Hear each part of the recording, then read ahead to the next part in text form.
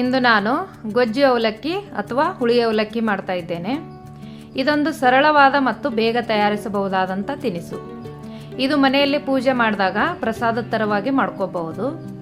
ದೇವಸ್ಥಾನಗಳಲ್ಲೂ ಕೂಡ ಕೊಡ್ತಾರೆ ಪ್ರಸಾದವಾಗಿ ಈ ಗೊಜ್ಜು ಅವಲಕ್ಕಿ. ಎಲ್ಲಿಗಾದರೂ ಪ್ರಯಾಣ ಮಾಡುವ ಸಮಯದಲ್ಲಿ ಇದನ್ನು ಮಾಡ್ಕೊಂಡು ಹೋಗ್ಬೋದು. ಬೇಗ ಕೆಡುವುದಿಲ್ಲ ಕೂಡ. ಇದು ಹಿಂದಿನ ದಿನವೇ ಮಾಡಿಟ್ಕೋಬಹುದು. ಇದರಲ್ಲಿ ಬಳಸುವ ಸಾಮಗ್ರಿಗಳು ಕೂಡ ತುಂಬ ಕಡಿಮೆ. ಇದರಲ್ಲಿ ಹುಣಸೆ ರಸ ಮತ್ತು ಬೆಲ್ಲ ಉಪಯೋಗಿಸಿರೋದ್ರಿಂದ ಹುಳಿ ಮತ್ತು ಸಿಹಿ ಮಿಶ್ರಣ ಒಳ್ಳೆಯ ಅನುಭವ ನೀಡುತ್ತದೆ.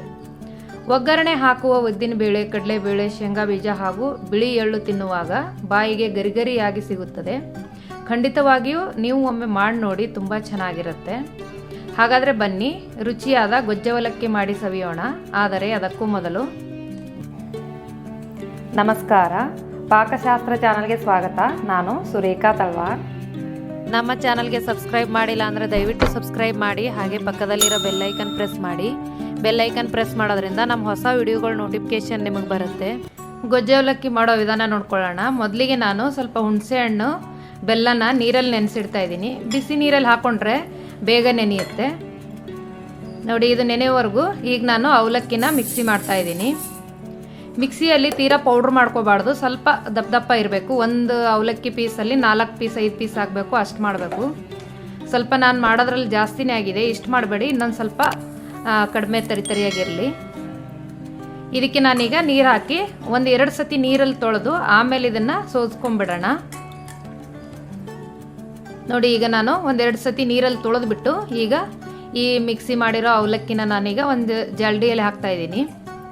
ಈ ಥರ ನೀರೆಲ್ಲ ಇದನ್ನು ಸೋದಿಸ್ಕೋಬೇಕಾಗತ್ತೆ.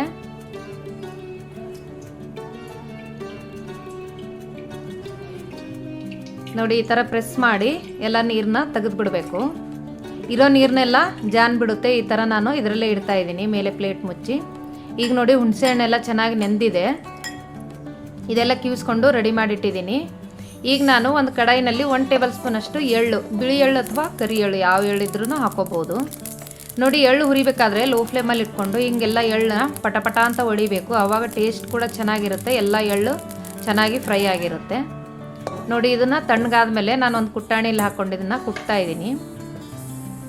ಇದು ಮಿಕ್ಸಿನಲ್ಲಿ ಹಾಕ್ಕೊಂಡ್ರೆ ಬೇಗ ಪೇಸ್ಟ್ ಥರ ಆಗಿಬಿಡುತ್ತೆ. ಹಾಗಾಗಿ ಈ ಥರ ಕುಟ್ಕೊಂಡ್ಬಿಡಬೇಕು, ಚೆನ್ನಾಗಿರುತ್ತೆ.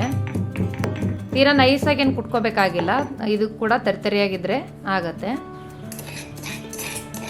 ನೋಡಿ. ಈಗ ಎಳ್ಳು ಕುಟ್ಟಿರೋದು ಕೂಡ ರೆಡಿ ಆಯಿತು.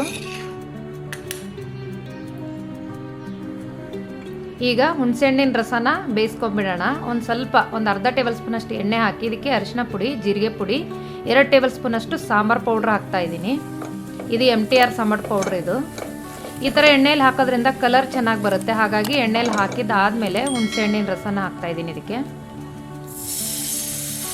ಹುಣಸೆಹಣ್ಣಿನ ರಸ ಸ್ವಲ್ಪ ಕುದ್ದ ಮೇಲಾದರೂ ಹಾಕ್ತಾರೆ. ಈ ಥರ ಎಣ್ಣೆಯಲ್ಲಿ ಹಾಕಿ ಆಮೇಲೆ ಹುಣಸೆಹಣ್ಣಿನ ರಸ ಹಾಕೋದ್ರಿಂದ ತುಂಬ ಚೆನ್ನಾಗಿ ಕಲರ್ ಬರುತ್ತೆ ನೋಡಿ. ಪೂರ್ತಿಯಾಗಿ ನೀರು ಹಿಂಗವರೆಗೂ ಕುದಿಸ್ಕೊಬೇಕು. ಇದಕ್ಕೆ ನಾನೀಗ ಉಪ್ಪು ಹಾಕ್ತಾ ಇದ್ದೀನಿ. ಪೂರ್ತಿ ನೀರಿನಂಶ ಎಲ್ಲ ಕಡಿಮೆ ಆಗೋವರೆಗೂ ಇದನ್ನು ಈ ಥರ ಕುದಿಸ್ಕೊಂಡ್ಬಿಡಬೇಕು. ಈ ಥರ ಕುದ್ದಾದ್ಮೇಲೆ ಇದನ್ನು ಆಫ್ ಮಾಡಿಬಿಡಬೇಕು ನೋಡಿ. ಮೇಲೆ ಎಣ್ಣೆ ಎಲ್ಲ ಬಿಟ್ಕೊಂಡಂಗೆ ಆಗಬೇಕು, ಅಲ್ಲಿವರೆಗೂ ಕುದಿಸ್ಕೋಬೇಕು. ಇದು ಬೇರೆ ಪ್ಲೇಟಲ್ಲಿ ಹಿಂಗೆ ಉದ್ರುದ್ರಾಗಿ ಮಾಡಿ ಕೂಡ ಹಾಕೋಬಹುದು, ಇಲ್ಲಾಂದರೆ ನಾನು ಡೈರೆಕ್ಟಾಗಿ ಹಾಕ್ತಾ ಇದ್ದೀನಿ. ಈ ಥರ ಕೂಡ ಹಾಕ್ಬೋದು. ಈ ಥರ ಹಾಕೋದ್ರಿಂದ ಚೆನ್ನಾಗಿ ಮಿಕ್ಸ್ ಮಾಡ್ಕೋಬೇಕಾಗತ್ತೆ ನೋಡಿ. ಜಾಸ್ತಿ ನೈಸ್ ಆಗಿದೆ, ಹಾಗಾಗಿ ಮುದ್ದೆ ಮುದ್ದೆ ಅನ್ನಿಸ್ತಾ ಇದೆ. ಇಲ್ಲಾಂದರೆ ಇನ್ನೊಂದು ಚೂರು ದಪ್ಪ ಮಾಡಿಕೊಂಡ್ರೆ ಉದ್ರುದ್ರಾಗಿ ಬರುತ್ತೆ. ಈಗ ಹುರಿದು ಕುಟ್ಟಿಟ್ಟಿರೋ ಎಳ್ಳಿನ ಪುಡಿ ಹಾಕ್ತಾ ಇದ್ದೀನಿ. ಸ್ವಲ್ಪ ಒಣ ಕೊಬ್ಬರಿ ಈ ಥರ ತುರಿದ್ಬಿಟ್ಟು ಇದಕ್ಕೆ ಹಾಕ್ತಾ ಇದ್ದೀನಿ. ಇದನ್ನೆಲ್ಲ ಮಿಕ್ಸ್ ಮಾಡ್ಕೊಂಡ್ಬಿಡ್ಬೇಕು. ಈಗ ಇದಕ್ಕೆ ಒಗ್ಗರಣೆಗೆ ನಾನು 1-2 ಟೇಬಲ್ ಸ್ಪೂನಷ್ಟು ಕುಕ್ಕಿಂಗ್ ಆಯಿಲ್ ಹಾಕಿ ಸ್ವಲ್ಪ ಸಾಸಿವೆ ಹಾಕಿದ್ದೀನಿ. ಇದಕ್ಕೆ ನಾನು 1 ಟೇಬಲ್ ಸ್ಪೂನಷ್ಟು ಉದ್ದಿನಬೇಳೆ, 1 ಟೇಬಲ್ ಸ್ಪೂನಷ್ಟು ಕಡಲೆಬೇಳೆ ಹಾಕಿದ್ದೀನಿ. 4 ಟೇಬಲ್ ಸ್ಪೂನಷ್ಟು ನಾನು ಕಡಲೆ ಬೀಜ ಅಂದರೆ ಶೇಂಗಾ ಹಾಕಿದ್ದೀನಿ. ಇದು ಲೋ ಫ್ಲೇಮಲ್ಲಿ ಇಟ್ಕೊಂಡು ಚೆನ್ನಾಗಿ ಫ್ರೈ ಮಾಡ್ಕೋಬೇಕು. ಇದಕ್ಕೆ ನಾನೀಗ ಸ್ವಲ್ಪ ಹೀಂಗೆ ಹಾಕ್ತಾ ಇದ್ದೀನಿ. ಇದು ಹಿಂಗೆ ಹಾಕೋದ್ರಿಂದ ಟೇಸ್ಟು ತುಂಬ ಚೆನ್ನಾಗಿ ಬರುತ್ತೆ ಗೊಜ್ಜವಲಕ್ಕಿಗೆ. ಈಗ ನಾನು ಸ್ವಲ್ಪ ಕರಿಬೇವು ಹಾಕ್ತಾ ಇದ್ದೀನಿ, ಒಣಮೆಣಸಿನ್ಕಾಯಿ ಅಂದರೆ ಬ್ಯಾಡಗೆ ಮೆಣಸಿನ್ಕಾಯಿ ಹಾಕ್ತಾ ಇದ್ದೀನಿ 2. ಇದು ಒಗ್ಗರಣೆ ರೆಡಿ ಆಯಿತು. ಇದಕ್ಕೀಗ ಮಿಕ್ಸ್ ಮಾಡ್ಕೊಳ್ಳೋಣ ನೋಡಿ. ಎಲ್ಲ ಚೆನ್ನಾಗಿ ಮಿಕ್ಸ್ ಮಾಡಿದ್ಮೇಲೆ ಆಯ್ತು. ಈಗ ಗೊಜ್ಜವಲಕ್ಕಿ ರೆಡಿ ಆಯಿತು ನೋಡಿ. ಟೇಸ್ಟು ಸೂಪರ್ ಆಗಿರುತ್ತೆ. ನೀವು ಕೂಡ ನಿಮ್ಮ ಮನೇಲಿ ಟ್ರೈ ಮಾಡಿ. ಮಾಡೋದು ತುಂಬ ಈಸಿ ಇದೆ.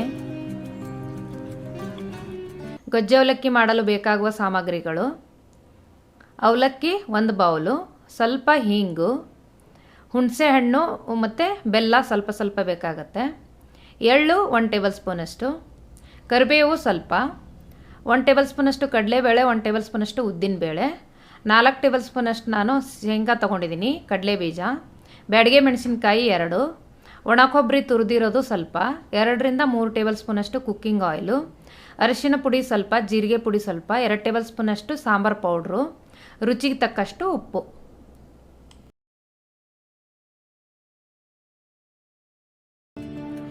ಈ ವಿಡಿಯೋ ನಿಮಗೆ ಇಷ್ಟವಾದರೆ ಲೈಕ್ ಮಾಡಿ, ಶೇರ್ ಮಾಡಿ, ಸಬ್ಸ್ಕ್ರೈಬ್ ಮಾಡಿ, ಹಾಗೆ ಪಕ್ಕದಲ್ಲಿರೋ ಬೆಲ್ ಐಕನ್ ಪ್ರೆಸ್ ಮಾಡಿ. ಧನ್ಯವಾದಗಳು.